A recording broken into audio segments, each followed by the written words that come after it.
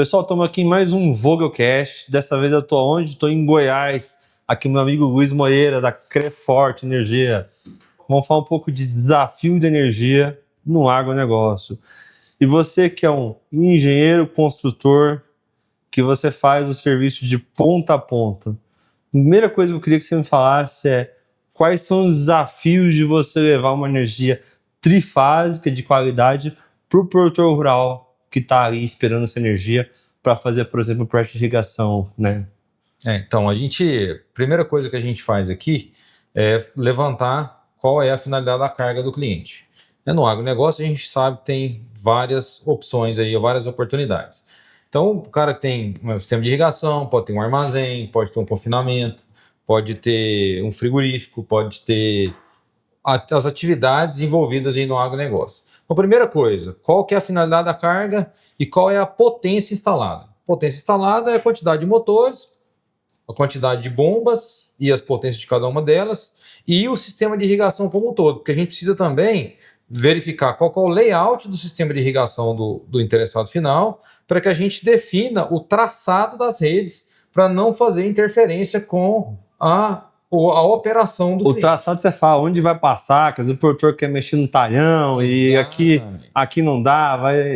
Aí o que acontece? Normalmente hoje ele quer colocar 2 pivôs na propriedade dele, amanhã ele já quer colocar 4. E se você não fizer um planejamento de médio a longo prazo para atender ele hoje nos 2 sistemas de irrigação, dos 2 equipamentos, e pensando já nos outros 2 de ampliação, se você não colocar a rede no lugar certo, vai gerar um retrabalho, você vai ter que desmanchar para ele implantar os outros 2 equipamentos lá que ele está no projeto dele. Luiz, lá no Mato Grosso, os caras falam muito assim, tem um trifásico aqui, um redão passando aqui, só conectar tem energia. É assim que funciona aqui? É assim que funciona? Não é assim que funciona.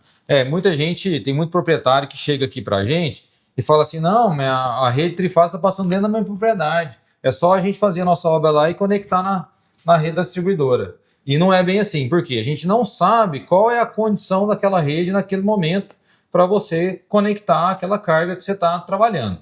Então, eu costumo dizer que a fase do planejamento é a fase mais importante que tem de todo o processo. Ir lá, construir, eu costumo dizer que é fazer o varal, né? Você põe o poste, tipo os cabos, faz o varal, tá tudo pronto, só falta ligar. Esse só falta ligar é um detalhe importantíssimo. Porque se o cara não começou o processo dele do jeito certo, ele não vai ligar. Da maioria das vezes o problema está no fornecedor que o cliente contratou, que não conduziu o processo da forma correta, que é solicitar a carga, fazer o planejamento, compatibilizar essa carga. Às vezes o cara tem uma carga lá que precisa de um transformador, exemplo, de 300 kVA, ele foi lá e instalou um de 150. O sistema de irrigação dele não vai funcionar. Por quê? O transformador está subdimensionado. Então você tem que começar no planejamento, que é a fase mais importante. Você mostra para a distribuidora o que você precisa, qual é o ponto, ela vai te entregar um documento, que aqui em Goiás é chamado de orçamento de conexão. Eu sei que em outras distribuidoras... no Mato Grosso chama de disponibilidade de energia, né? Pronto, então ela vai entregar um documento, que é o disponibilidade de energia, que vai estar neste documento falando qual é a potência a ser instalada, qual é a demanda a ser contratada, se tem ou não obras a serem executadas, qual o valor dessas obras, se tem participação financeira do cliente ou não, qual é o valor dessa participação e o prazo que a distribuidora tem para te entregar a energia que você pediu. E é muito importante nesse pedido de orçamento de conexão, vou usar esse que é o termo correto, né, que é a viabilidade ou disponibilidade de energia. O que acontece? O pessoal pede carga a ermo, né? A gente chama de empilhamento de carga. Né? Vai pedindo, aqui 2.000, 3.000 e não faz um estudo completo. O correto é pedir exatamente a real necessidade do produtor, não é verdade? Isso aí. Porque você pode estar onerando o sistema da distribuidora indevidamente. Porque quando você solicita uma carga e ela emite um documento, que aqui é chamado de orçamento de conexão, ela meio que está reservando aquela capacidade de carga para aquela finalidade, para aquele cliente que solicitou. Só que você tem 30 dias para dar a resposta para a distribuidora. Se você não documentar essa resposta, aí volta essa carga a ser disponível e pode passar para o próximo que tiver com interesse em conectar. Ou seja, em termos leigos, não adianta eu quero colocar 5 pivô e pedir carga para 2, não é verdade? Não adianta. Você tem que compatibilizar. Se é 5 pivô, beleza. Quais são as bombas, qual a potência e qual a quantidade? Aí você vai fazer o dimensionamento de CV para KVA e aí você vai pedir aquela quantidade de KVA necessária para te atender no sistema de irrigação. Você vê como é importante, né? Então, o planejamento energético, ele tem que estar 100% aliado com o planejamento da lavoura, né? Então, a consciência energética, que é algo que a gente fala muito, né? Ela tem que ser uma amiga do produtor, né? Para ele, com certeza, ter ali uma produtividade na sua operação. Costumo dizer o seguinte, se a gente não tem energia elétrica para operacionalizar o sistema de irrigação, não adiantou o esforço e nem adiantou o dinheiro. Porque se você não conectar na rede da distribuidora, que é a energia mais barata para o seu sistema rodar, no diesel vai inviabilizar seu negócio. Aí o cara tem que pagar o diesel que ele está gastando, o aluguel do gerador, mais o financiamento do sistema de irrigação que ele contraiu. E a conta não vai fechar, porque no diesel o milímetro irrigado fica muito caro. Quilowatt-hora do sistema de irrigação. No gerador, é 4 vezes mais caro do que o da concessionária. Mais ou menos quantos litros que gasta em um gerador para irrigação? Tem uma estimativa? Tem. A gente tem, assim, tem vários tamanhos, né? De sistema de irrigação. O normal, o gerador de 500 kVA, que ele te entrega uma potência de 70% do nominal, ele vai consumir aí 90 litros por hora para ele te entregar uma energia para você tocar seu sistema de irrigação. Então, se o cara rodar aí 12, 15 horas no dia, ele vai gastar 90 vezes a quantidade de horas. Então, é um tanque da 3.500 ali por hora, né? Mais ou menos, né? Isso aí. É bem custoso. Sem contar que, assim, tem aqueles custos indiretos, né? O armazenamento do diesel, o manejo do diesel, que não é algo assim... Manutenção do gerador, troca de filtro de combustível. O nosso combustível, ele é muito ruim de qualidade, então você tem que dar uma manutenção com mais frequência nos geradores. Às vezes a gente vê alguns caras que ele tem uma mesma propriedade e aí de alguma forma ou ele tem várias matrículas ou ele faz vários arrendamentos para ele ter várias ligações, sabe? Tipo, né? Vamos supor, tem lá 5, 6 ligações de transformador de 300 kVA ao invés de ter uma subestação totalizando isso tudo. Certo. Isso na prática traz uma eficiência para o cliente ou na tua visão tu acredita que o sistema mais seguro e confiável seria ter uma subestação analisando todo esse circuito aí? Vamos lá, cada caso é um caso, né? A gente não pode replicar uma solução para todo mundo que achando que é a melhor solução. Então, exemplo, vamos supor que o proprietário lá tem uma barragem e ele não é captação afogada. Então ele vai ter que fazer a captação nas laterais da barragem. Então ele tem que colocar uma casa de bomba do lado de cá e outra casa de bomba do lado de lá. E aí, se ele tem plano de expansão em outras captações dentro da propriedade, nós temos que estudar o caso para ele ter uma unidade consumidora com medição e proteção na média tensão, que é o que diz a norma, e aí ele faz a rede interna conectando as subestações que ele vai ter dentro da propriedade. Se ele não tem plano de expansão, não tem nem área para isso, a gente pode começar com um sistema dele por etapas. Fazemos a etapa 1, constitui-se uma unidade consumidora nesses 300 kVA de um lado da barragem, e depois a gente faz o projeto para a etapa 2 de outra unidade consumidora para outra captação. Então, a gente não pode assumir dizendo que a solução A ou a solução B é a melhor. Depende do momento e da forma que você está desenhando aquela solução. Eu queria só que você comentasse, de forma simples, porque quem está nos assistindo às vezes é um pouco mais leigo do assunto, né? O que é esse banco de regulador de tensão? A gente vê lá no orçamento de conexão, né? Banco de regulador de tensão para colocar. O que é isso aí na prática? Vamos lá. O banco regulador de tensão são os equipamentos que a distribuidora indica para melhorar a qualidade da tensão. Porque alimentadores muito longos e com grandes cargas tende a você ter um afundamento da tensão. Alimentador, você fala as redes de energia que está passando. Exatamente. Okay. As redes de energia está passando. Aí a tensão chega baixa. Normalmente o produtor rural fala assim, a minha energia lá está fraca. Na verdade, não é que ela está fraca, é que a tensão afundou. O que a Equatorial faz? A distribuidora coloca esses equipamentos na rede para você regular essa tensão, para equalizar na tensão nominal, para ela entregar uma energia de qualidade lá na ponta. E muitas vezes até a falta de manutenção desses equipamentos por falta de distribuidora ou a configuração dele pode fazer essa tensão variar bastante, na verdade. Sim, o banco regulador de tensão ele é microprocessado, então ele tem que ser parametrizado, cada aplicação é de uma forma, cada rede que está passando tem uma carga específica, então esse banco regulador de tensão ele vai ser dimensionado para aquela finalidade, para atender aquilo que a distribuidora projetou. Então essa parametrização, essa configuração também vai influenciar na qualidade da tensão lá na ponta. Você vê, são vários pontos que existem, né? E assim, então, nós estamos voltando falando de planejamento. Esse planejamento, ele acaba quando constrói a obra ou tem mais coisa que ele tem que cuidar depois que está ligado à unidade consumidora? A gente, aqui na empresa, a gente costuma dizer que a gente entrega a solução. Então, desde o planejamento, você tem que fazer a aquisição dos materiais de qualidade. Tem que executar conforme norma técnica, porque você tem as regras da engenharia elétrica e também tem a norma técnica da distribuidora. Você tem que executar conforme norma técnica da distribuidora. E depois você tem que entregar aquilo energizado com a medição da concessionária. Depois que você energizou o cliente, você tem que acompanhar aquela unidade consumidora que foi constituída. Porque você tem que orientar o cliente se ele não está pagando fator de potência, se a qualidade da tensão está ok. Você tem que ajustar a demanda se caso ele aumentou ou diminuiu uma bomba. Projetei uma bomba de 75 CVs. Na hora de implantar o sistema de irrigação, o cara mudou para uma de 100. Então você tem que ajustar essa demanda para o cliente não pagar nem ultrapassagem de demanda e nem a demanda complementar, que seria aquela multa no final do contrato de 12 meses. Além do que, você também tem que orientar o irrigante que ele tem diferença de horário de irrigação, de tarifas de energia, do horário reservado, no horário fora ponta e no horário de ponta. Então você tem que acompanhar essa operação do cliente.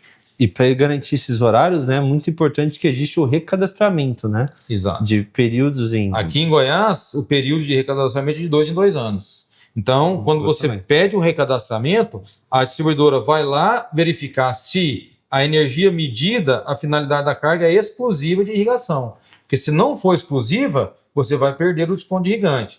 Você tem que apresentar a licença ambiental, você tem que apresentar as outorgas d'água, a outorga de captação, para você estar legalmente documentado para você ter o direito do desconto. Eu queria que você comentasse um pouco, Luiz, qual é a importância de utilizar equipamentos confiáveis para laudar e atestar essas instalações elétricas durante a fase de comissionamento, ou seja, a fase de testes e energização dos equipamentos após conclusão da obra.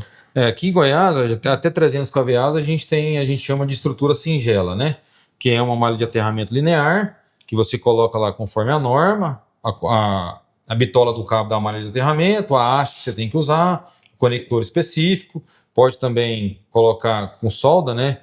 Então, o que acontece? Você precisa ter um termômetro para você fazer a estratificação do solo. Olha, nesse solo aqui, para eu atingir aquele ohms, né, que é a resistência que eu preciso atingir, que é uma resistência legal, você tem que fazer com um equipamento específico, chama termômetro. Você coloca as hastes no chão, faz a medição e projeta a sua malha. Acima de 300 kVA, obrigatoriamente tem que ser com medição e proteção na média. Então é uma malha maior, já é uma subestação de entrada de energia. Então é outro projeto. Existe um projeto específico para malha de aterramento. Então tem que tomar cuidado e depois que você fez a instalação, você tem que emitir um laudo dessa malha de aterramento e encaminhar para a distribuidora, dizendo que você fez, atingiu os valores em projeto e que está tudo dentro da norma técnica. Exatamente. Até para você poder acompanhar depois a unidade consumidora na eventual manutenção preventiva, né? Isso. Vamos supor, chega lá, o cliente fala assim, olha, meu motor não roda, minha proteção está atuando, a soft start não dá partida, você vai ver lá desbalanceamento de fase. Pode estar vinculado diretamente à malha de aterramento que não foi executada com qualidade. Exatamente. O outro equipamento que utiliza muito é o analisador de energia, né? Analisador de energia. O cliente também, às vezes, está suspeitando que é carga, que é concessionária. A gente instala o analisador de energia, deixa ele monitorando essa carga, registrando as grandezas elétricas, tensão, corrente, fator de potência, reativo, harmônicas. Depois a gente joga isso para o computador e vamos fazer uma análise mais minuciosa e tentar identificar o problema que está acontecendo lá na carga do cliente. Ou seja, né, o que a gente comenta muito, que a gente está falando aqui, a gente está falando da boa e velha engenharia, né? A A engenharia ela não tem que ser terceirizada, né? Não é responsabilidade da concessionária, não é responsabilidade de quem executou, né? Quando você assume ali uma obra, um projeto, você tem que pegar ela dos 4 pontos e cuidar de todos esses parâmetros.